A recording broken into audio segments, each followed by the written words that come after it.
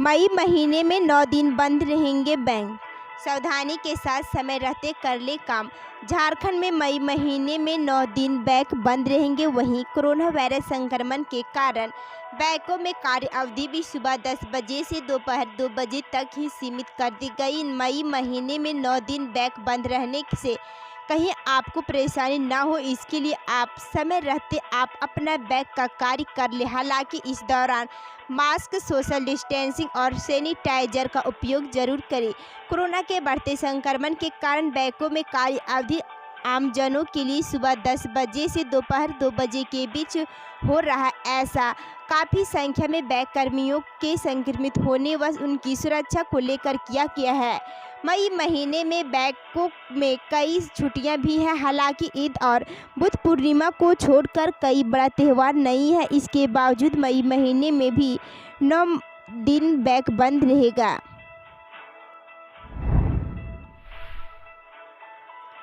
झारखंड के सीएम हेमंत सोरेन इन लोक कल्याणकारी योजनाओं की करेंगे समीक्षा। कोरोना महामारी के बीच लोगों को राहत दिलाने को लेकर यह है प्लान। झारखंड के मुख्यमंत्री हेमंत सोरेन मंगलवार को वीडियो कॉन्फ्रेंसिंग के माध्यम से सभी विभागों की समीक्षा करेंगे। इस क्रम में राज्य सरकार द्वारा संचालित सभी महत्वपूर्ण लोक कल्याणकारी योजनाओं की समीक्षा की जाएगी। इस संबंध में मुख्य सचिव सुखदेव सिंह द्वारा पत्र जारी किया गया। इसमें विभिन्न विभागों के सचिवों से आग्रह किया गया है कि वे विभिन्न योजनाओं के कार्यान्वयन के लिए एक कार्य योजना के साथ उपस्थित हो, ताकि कोरोना महामारी के इस दौर में राज्यवासियों को राहत पहुंचाई जा सके। कोरोना महामारी की दूसरी लहर के दौरान संक्रमण के मामलों में अचानक वृद्धि हुई और वायरस के प्रसार को रोकने के लिए मुख्यमंत्री हेमंत सोरेन ने राज्य भर में 2 हफ्ते के लिए स्वास्थ्य सुरक्षा सप्ताह की घोषणा की है। लेकिन चिकित्सा सेवाओं, कृषि गतिविधियों, एफएमसीजी और मनरेगा जैसी सभी आवश्यक और आपातकालीन सेवाएं जो ग्रामीण अर्थव्यवस्था की रीढ़ है, इन्हें जारी रखा गया है। कोरोना महामारी के कारण कई योजनाओं का कार्यान्वयन प्रभावित हुआ। इसे देखते हुए राज्य के गरीब जनता को राहत देने के लिए मुख्यमंत्री हेमंत सोरेन ने विभिन्न विभागों के सचिवों को एक कार्य योजना के साथ बैठक में भाग लेने का आदेश दिया, ताकि कोरोना महामारी से लड़ते हुए विभाग यह सुनिश्चित कर सके कि राज्य सरकार द्वारा संचालित योजनाओं का लाभ सभी जरूरतमंदों को मिल रहा है। हजारीबाग में कार और मिलिट्री ट्रक के बीच सीधी टक्कर, जैनपुर से लौट रहे 3 लोगों की मौत। हजारीबाग में बरकट्ठा थाना क्षेत्र की कोनहरा खुर्द के समीप ऑटो, कार और मिलिट्री वाहन के बीच सीधी टक्कर से कार सवार 3 लोगों की मौत हो गई। बताया जाता है कि कोनहरा खुर्द के नज़दीकी चतुर्भुज सड़क को 6 लेन डायवर्सन के तहत वन वे किया गया है। एक ही रोड में दोनों साइड की गाड़ियां पार होती है। बरही की ओर से आ रही ऑटो कार और बगोदर की तरफ से आ रही मिलिट्री ट्रक के बीच सीधी टक्कर होने से यह हादसा हुआ। बताया जाता है कि बेमौसम बारिश के बीच विपरीत दिशा में आ रही ऑटो कार अनियंत्रित होकर मिलिट्री ट्रक में सामने से घुस जाने से ऑटो में सवार एक महिला और 2 पुरुष की घटनास्थल पर ही मौत हो गई। सूचना पाकर घटनास्थल पर पुलिस पहुंची ने जाम को हटाया। ऑटो गाड़ी में दबे शव के साथ वाहन को पुलिस थाना ले गई। मृतकों की पहचान नहीं हो पाई है। हालांकि पुलिस ने मृतक के मोबाइल से नंबर निकालकर परिजनों से संपर्क किया। बताया जाता है कि मृतक वर्णपुर बंगाल निवासी सभी यूपी के जैनपुर से वापस आने के दौरान यह हादसा हुआ था। पॉलिटेक्निक सेमेस्टर 6 के छात्रों की ऑनलाइन क्लास 3 से। राज्य के इंजीनियरिंग कॉलेजों के बीटेक व एमटेक व पॉलिटेक्निक के विभिन्न सेमेस्टर की असाइनमेंट आधारित मूल्यांकन रद्द करने के बाद अब अगले सेमेस्टर की ऑनलाइन कक्षाएं शुरू करने की अनुमति दे दी गई है। इस संबंध में सभी संबंधित संसाधनों को पत्र जारी कर दिया गया है। पॉलिटेक्निक सेमेस्टर 1, 3 व 5 के छात्रों के लिए सेमेस्टर 2, 4 व 6 की ऑनलाइन कक्षाओं में को भी अंतरिम रूप से शुरू करने का निर्णय लिया गया। सेमेस्टर 6 की ऑनलाइन कक्षाएं 3 मई से व अन्य सेमेस्टर की कक्षाएं 10 मई से शुरू होगी।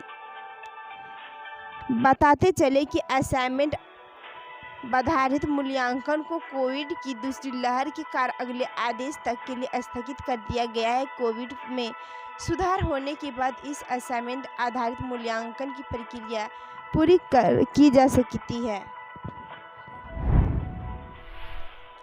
कांग्रेस की मांग, झारखंड में पत्रकारों को मिले कोरोना वॉरियर्स का दर्जा। झारखंड प्रदेश कांग्रेस कमेटी के प्रवक्ताओं ने सोमवार को केंद्र और राज्य सरकार से मीडिया कर्मियों को कोरोना वॉरियर्स का दर्जा देने के साथ ही संक्रमित हो जाने पर समुचित इलाज और निधन होने की स्थिति में आश्रितों को समुचित सहायता राशि उपलब्ध कराने की मांग की है।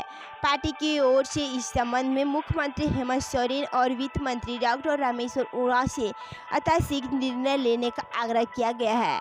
कांग्रेस पार्टी के प्रदेश प्रवक्ता आलोक कुमार दुबे ने कहा कि वैश्विक महामारी कोरोना संक्रमण काल में मीडियाकर्मी लगातार अपनी जान जोखिम में डालकर सरकार के गाइडलाइन को जन जन तक पहुंचाने का काम कर रहे हैं और लोगों की परेशानियों को प्रशासन के समझ पहुंचा रहे हैं। चिकित्सकों, सुरक्षा कर्मियों और सफाई कर्मियों की तरह ही भी एक कोरोना वॉरियर्स के रूप में काम करें। इनके सहयोग के बिना इस लड़ाई में जीत मुश्किल है, इसलिए राज्य सरकार अविलंब मीडिया कर्मियों को कोरोना वॉरियर्स घोषित कर दे। उन्होंने कहा कि मीडिया कर्मियों को कोरोना वॉरियर्स घोषित करने के साथ ही उनके या किसी परिवार को संक्रमित होने पर सरकार अविलंब समुचित इलाज की सुविधा उपलब्ध कराए। अक्सर देखा जा रहा है कि मीडिया कर्मियों के पॉजिटिव होने के बाद अस्पताल में भर्ती से लेकर समुचित इलाज के लिए उन्हें मकसद एवं संघर्ष करनी पड़ रही। वहीं कई मीडिया कर्मियों का निधन भी कोरोना संक्रमण के कारण हो रहा है। ऐसे में सभी मीडिया कर्मियों के परिजनों एवं आश्रितों को राज्य सरकार सहायता अथवा मुआवजा राशि उपलब्ध कराए। कांग्रेस प्रवक्ता लाल किशोर नाथ सहदेव ने कहा कि पिछले 150 वर्षों से मीडिया कर्मियां अपनी जान की परवाह किए बिना लगातार रिपोर्टिंग कर रहे हैं, जिससे वे संक्रमित भी हो रहे हैं।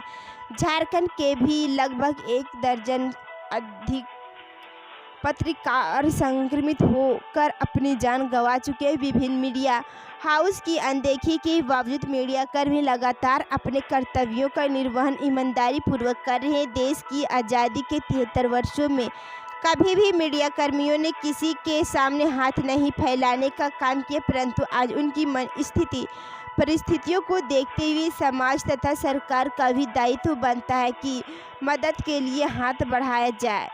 प्रदेश कांग्रेस प्रवक्ता डॉक्टर राजेश गुप्ता छोटू ने कहा कि सभी मीडिया कर्मियों और उनके परिजनों के लिए कोरोना वायरस की तरह वैक्सीनेशन भी सुनिश्चित होना चाहिए। स्वास्थ्य मंत्री बन्ना गुप्ता ने खुद इस दिशा में समर्थक पहल की थी, परंतु अब तक इसे अमली जात नहीं पहनाया जा सका, इसलिए इस दिशा में तत्काल ठोस पहल की जरूरत। इसके स्वास्थ्य कर्मियों की तरह ही पत्रकारों का भी 50 लाख रुपये का सामूहिक बीमा होना चाहिए।